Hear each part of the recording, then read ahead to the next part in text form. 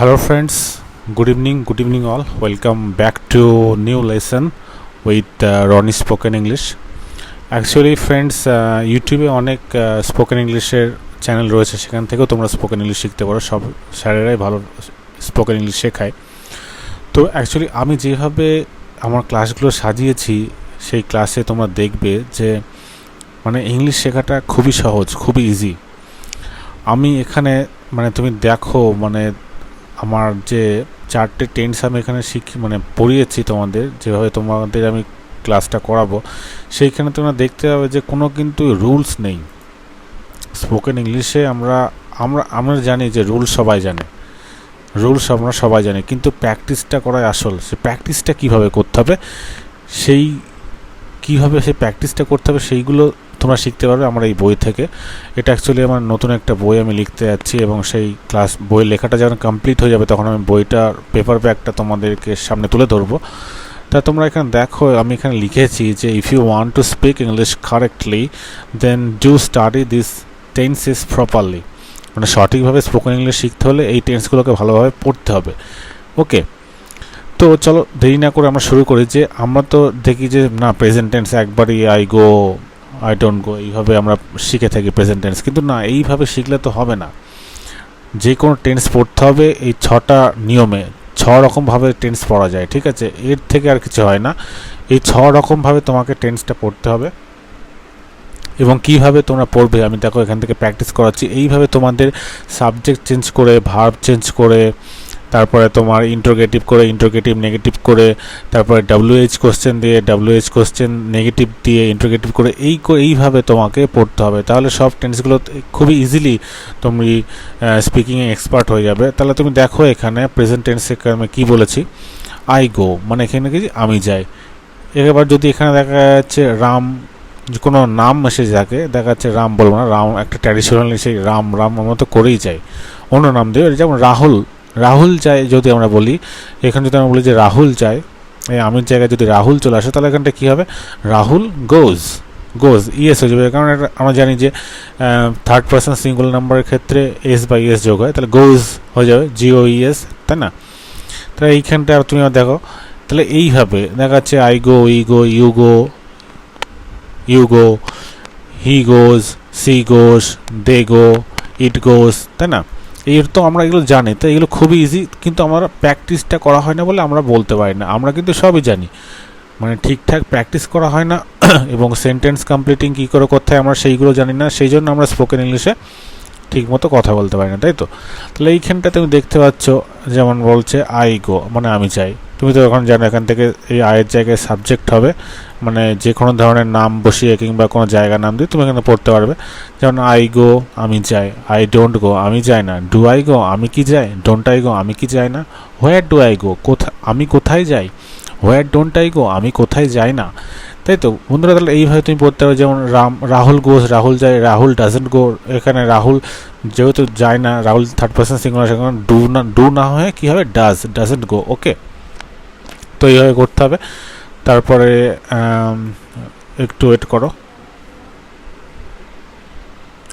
হ্যাঁ, তাহলে কি হলো, যেমন যদি এখানে বলি যে সিঙ্গুলার থার্ড পারসন সিঙ্গুলার মধ্যে রাহুল ডাজেন্ট গো বা দে ডোন্ট গো, তারা যায় না, তাহলে আমরা এখান থেকে দে ডোন্ট গো করতে পারি। এখান থেকে ডু, এটাকে দেখে মনে হচ্ছে খুবই ছোট, কিন্তু না, এখানে সাবজেক্ট চেঞ্জ করে ভার্ব চেঞ্জ করে এগুলো পড়তে হবে, তাহলে অনেকটা টাইম লাগবে, ঠিক আছে? তো তোমরা সেভাবেই পড়বে যেভাবে আমি তোমার শিখিয়ে দিচ্ছি।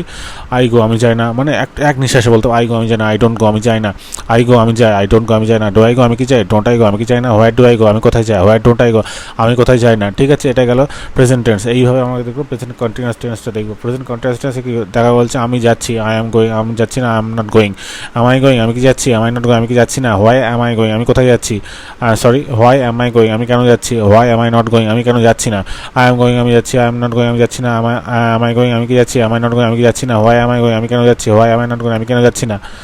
ওকে, তাহলে আবার কি প্রেজেন্ট পারফেক্ট টেন্সে দেখবো। প্রেজেন্ট পারফেক্ট টেন্সে একটা বলে রাখি, দেখো যে আমরা বাংলায় অনেক সময় বলে থাকি যে আমি খেলেছি, আমি গতকাল খেলেছি, আমি দেখো আমরা করেছি, খেলেছি, গিয়েছি, একই রকম হচ্ছে না? কিন্তু বাংলায় একই রকম শুনতে লাগলেও কিন্তু ইংলিশে যখন তোমরা বলবো না যে আমি খেলেছি, আই হ্যাভ প্লেড, আমি ক্রিকেট খেলেছি, আই হ্যাভ প্লেড ক্রিকেট, আমি গতকাল ক্রিকেট খেলেছি, আমার আমি গতকাল ক্রিকেট খেলেছি, আই প্লেড ক্রিকেট ইয়েস্টারডে, এরকম বলতে হবে। কিন্তু যেহেতু প্রেজেন্ট পারফেক্ট টেন্সের একটা রুল সবসময় মনে রাখবে, যেটা খুবই ইম্পর্টেন্ট, সেটা হচ্ছে যদি দেখো যে অতীতের কোনো টাইম মেনশন রয়েছে সেই সেন্টেন্সটাতে, যতই আমি করেছি, গিয়েছি, হয়েছি এরম থাক, সেক্ষেত্রে কিন্তু সিম্পল পাস্ট টেন্স ইউজ করতে হবে, ঠিক আছে?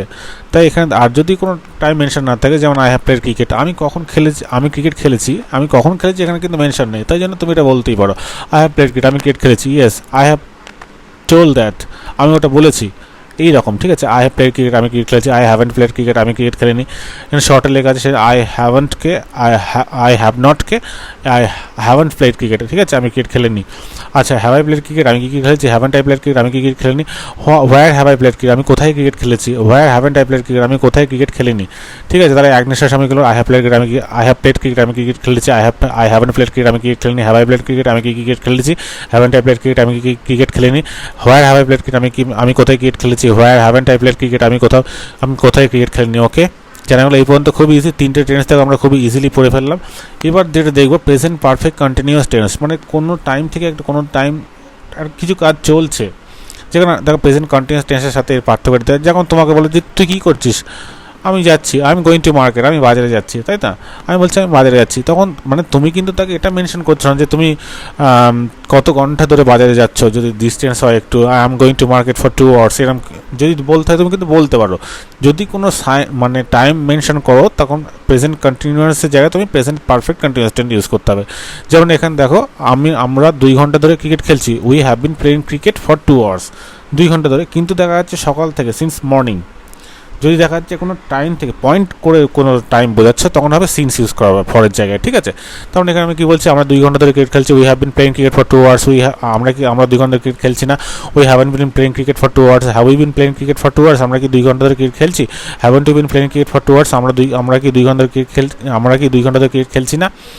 Why have we been playing cricket, why have we been playing cricket for 2 hours, কেন আমরা কেন 2 ঘন্টা ধরে ক্রিকেট খেলছি। Why haven't we been playing cricket for 2 hours, আমরা কেন 2 ঘন্টা ধরে ক্রিকেট খেলছি না। তাহলে এক নিঃশ্বাসে আমরা কী করে বলবো, we have been playing cricket for 2 hours, আমরা 2 ঘন্টা ধরে ক্রিকেট খেলছি। We haven't been playing cricket for 2 hours, আমরা 2 ঘন্টা ধরে ক্রিকেট খেলছি না। Have we been playing cricket for 2 hours, আমরা কি 2 ঘন্টা ধরে ক্রিকেট খেলছি। Haven't we been playing cricket for 2 hours, আমরা কি 2 ঘন্টা ধরে ক্রিকেট খেলছি না। Why have we been playing cricket for 2 hours, আমরা কেন 2 ঘন্টা ধরে ক্রিকেট খেলছি।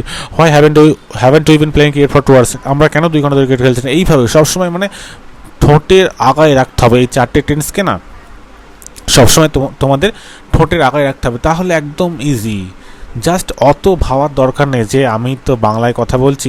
আমরা একটা কথা সবসময় চিন্তা করি না যে আমরা যখন বাংলায় কথা বলি সেই সময় কি আমরা চিন্তা করি এটা কোন কাল হবে, ওটা কালটাল মেনে খুব কথা বলি কি না, বলি না। তাই তোমরা যেইভাবে বাংলা বলছো try to speak like that, এইরকম। এইবার আমরা দেখে নেবো যে এই 4টে টেন্সটা আমরা এক নিঃশ্বাসে পড়ে নিলাম। এই 4টে টেন্সকে রোজ এইভাবে আমরা এই ভিডিওটা দেখবে এবং প্র্যাকটিস করবে, তাহলে অনেক এগিয়ে যাবে। তাহলে আমরা এইখানে একটু ছোট্ট একটা, যেটা আজকে ক্লাসের শেষে ক্লাস নাম্বার 1-এর, অ্যাকচুয়ালি ক্লাস নাম্বার 1 আমারটা শেষ হয়নি, কিন্তু পরবর্তী একদিনে যদি সব করে দিই, মানে ক্লাস 1টা আমি এইভাবে ডিজাইন করেছি যাতে পুরো টেন্সটা 3টে টেন্স এবং তার 4টে যে কন্টিনিউয়াস ফর্ম, পারফেক্ট ফর্ম এবং perfect continuous form, simple form যেগুলো রয়েছে তার মধ্যে তো থাকবে। তার মানে মোট 12টা টেন্স, তাই তো? বা হ্যাঁ, 3টে টেন্স, প্রেজেন্ট, পাস্ট, ফিউচার, এবং 3টে টেন্সের মধ্যে 4টে ভাগ রয়েছে। তাহলে 12টা টেন্সকে আমি ক্লাস নাম্বার 1-এ রেখেছি, ঠিক আছে? তারপরে আমি নেক্সট ক্লাসগুলোতে শেখাবো। তাহলে তুমি দেখো 4টে টেন্সকে কিন্তু, এই যে প্রেজেন্ট টেন্সের এই 4টে ফর্মকে কিন্তু সবসময় আমাদের মনে রাখতে হবে, ওকে? নাহলে কিন্তু হবে না। তাই পরবর্তী ক্লাসগুলোকে তোমাদের কিন্তু বুঝতে অসুবিধা হবে। তাহলে দেখো এইখানে একটা ছোট্ট একটা করে একটা ক্লাস যেটা রয়েছে সেটা খুবই ইজি, যে এখন আমরা কখন অ্যাম ইজ আর ইউজ করবো স্পোকেন ইংলিশে, আমরা কিন্তু কনফিউজ হয়ে যাই। অ্যাম ইজ আর মানে হয়, শুধু আমরা কিন্তু ট্র্যাডিশনালি রিটেন যে সমস্ত গ্রামার বইগুলো রয়েছে না, সেই গ্রামার বইগুলোতে আমি দেখেছি শুধু লেখা আছে অ্যাম ইজ আর মানেটা কি, হয় হয় না, এরকম না। অ্যাম ইজ আরের মানে পুরো মানেটা জানতে হয়। যদি তার মানে হচ্ছে বাংলার অর্থ কি, হয় বা আছি বা আছে। যেরকম আমরা বলি না, সে বাড়িতে আছে, হি ইজ অ্যাট হোম, সে সুস্থ, হি ইজ ওয়েল, বা সি ইজ ওয়েল, সে ভালো আছে। এরকম বলি না, সি ইজ ওয়েল, সে ভালো আছে। সেরকম সে বাড়িতে আছে, he is at home. Sunanda এখানে আছে, সুনন্দা ইজ হেয়ার, সুনন্দা এখানে আছে, সুনন্দা ইজ হেয়ার। তার মানে ইজ মানে কি, যেমন আমি রনি, আমার নাম হয় রনি, কিন্তু আমি এখানে বলি না, আমরা বাংলা বলি না আমার নাম হয় রনি, কারণ বাংলায় কি বলি, আমি রনি, ঠিক আছে, কিন্তু ইংলিশে এখানে ইজ হওয়ার কথা, তাই এগুলো একটু বুঝে নিতে হবে। তার হয়ের পুরো মানেটা হচ্ছে অ্যাম ইজ আর এর মানেটা হচ্ছে হয়, আছি বা আছে, এই তিনটে বাংলা মানেই হয়, আর কিচ্ছু নেই। ঠিক আছে, অ্যাম ইজ আর এর মানেই হচ্ছে হয় বা আছি অথবা আছে, এই তিনটে বাংলা হয়, এর বাইরে আর কিচ্ছু নেই, মানে এইটা সবসময় মনে রাখো। সে বাড়িতে আছে, he is at home. Sunanda এখানে আছে, সুনন্দা ইজ হেয়ার। রাম ওখানে আছে, রাম ইজ দেয়ার। তারা এখানে আছে, দে আর হেয়ার। তারা এখানে আছে, দে আর হেয়ার। হ্যাঁ, ঠিক আছে, এরকম। যেমন বলি সুনন্দা, হ্যাঁ সুনন্দা বাড়িতে আছে, Sunanda is at home. Sunanda বাড়িতে আছে, সুনন্দা ইজ অ্যাট হোম। ওকে, সে বাড়িতে আছে, হি ইজ অ্যাট হোম। এইভাবে তুমি বাক্য বানিয়ে বানিয়ে পড়তে পারবে। যেমন আমার আবার এরকম একটা উদাহরণ দেবে, he is a cricket player. সে একজন ক্রিকেট প্লেয়ার, সে এরকম। তো এখানে ইজটা কেন হলো, তো এখানে বাংলায় কিন্তু বলে সে হয় একজন ক্রিকেট প্লেয়ার, এরকম বলি না, কিন্তু ইংলিশে কী হয়, এই ইজটাকে লিখতে হবে। ঠিক আছে, হি ইজ এ ক্রিকেট প্লেয়ার, হয়, সে হয় একজন ক্রিকেট প্লেয়ার। ঠিক আছে, কিন্তু এটা আমরা বাংলায় এরমভাবে বলি না, কিন্তু ইংলিশে এরকম কথা। সে বাড়িতে আছে, তার মানে অ্যাম ইজ আর এর মানেটা কী হলো, হয় বা আছি বা আছে। ওকে বন্ধুরা, তাহলে খুবই ইজি না প্রেজেন্ট টেন্সটা আমরা আজকে এখানে কমপ্লিট করলাম এই ক্লাসের মাধ্যমে। তা পরবর্তী ক্লাসটাতে আমরা শিখব পাস্ট টেন্স এবং তার যে past simple past continuous, past perfect continuous টেন্সটা শিখবো, এবং শিখবো কী করে ওয়াজ ওয়ারও ব্যবহার করতে হয়। ঠিক আছে, তো আজকের ক্লাসটা এই পর্যন্তই। ভালো লাগলে আমার সাথে থেকেও, আমি আরও অনেক কিছু অ্যাডভান্স টপিক নিয়ে আসবো, আগে বেসিকটাকে কমপ্লিট করি। ঠিক আছে, থ্যাংক ইউ বন্ধুরা, খুবই ভালো থেকো, এবং ভালো লাগলে চ্যানেলটিকে সাবস্ক্রাইব করো এবং বন্ধুদের সাথে শেয়ার করো যারা স্পোকেন ইংলিশ ইমপ্রুভ করতে চায় তাদের সাথে। So thank you so much for watching this video. Thank you so much.